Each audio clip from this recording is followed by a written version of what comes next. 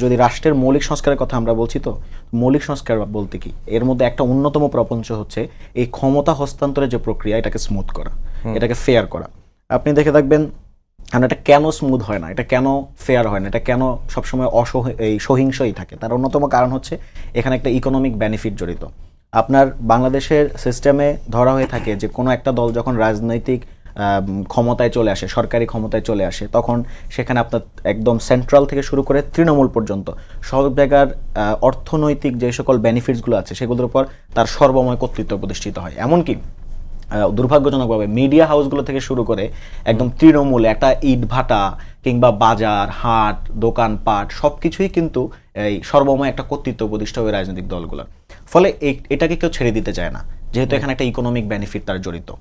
এখন আপনি কিভাবে এই জায়গা থেকে উত্তরণ করবেন এবং এই বাংলাদেশের মানুষের এবং রাজনৈতিক দলগুলোর মাঝে এটাকে অসহিংস করে তুলবেন, এটা একটা বড় চ্যালেঞ্জ।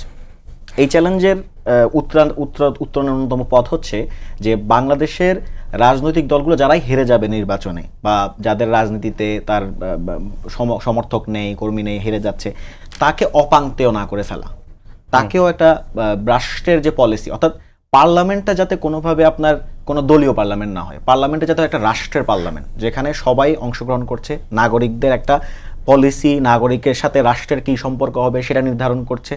এবং এটা পৃথিবীর বহু দেশে উদাহরণ আছে যেখানে রাষ্ট্রের যে পার্লামেন্টটা, সেখানে ইভেন যারা নির্বাচনে হেরে গেছে তারাও কিন্তু তাদের একটা অংশীদারিত্ব আছে, অংশগ্রহণ আছে। তো বাংলাদেশে এইটাকে ফিরিয়ে আনতে হবে।